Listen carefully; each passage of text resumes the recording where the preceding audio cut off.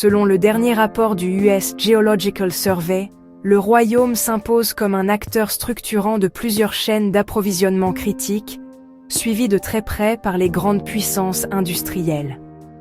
Phosphate, arsenic, barite, 3 noms, 3 leviers de puissance.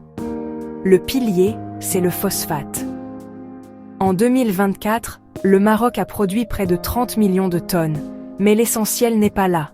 Le royaume concentre 50 milliards de tonnes de réserves, la plus grande réserve mondiale jamais identifiée. Une position sans équivalent.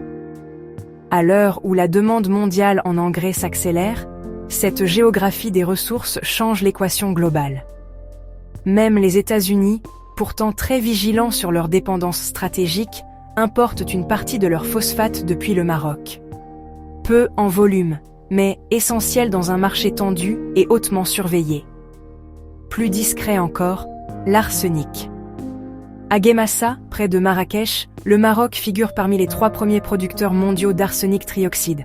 Une production annuelle de 6 000 tonnes, utilisée dans des secteurs sensibles, électronique, chimie, semi-conducteurs. Résultat, plus d'un quart des importations américaines d'arsenic viennent du Maroc. Un détail en apparence, un levier industriel en réalité. 3e carte, la barite. Indispensable au forage pétrolier et gazier, ce minerai place le Maroc parmi les fournisseurs clés des États-Unis, avec près de 17% de leurs importations. Un marché où Washington dépend largement de l'extérieur, et où chaque fournisseur compte. Sans discours tapageur ni démonstration politique, le constat est limpide. Le Maroc est devenu un fournisseur structurel de minerais critiques. À l'heure où les ressources redeviennent un instrument de puissance, cette influence silencieuse pourrait peser bien plus lourd demain. Si ce genre d'histoire t'intéresse, abonne-toi.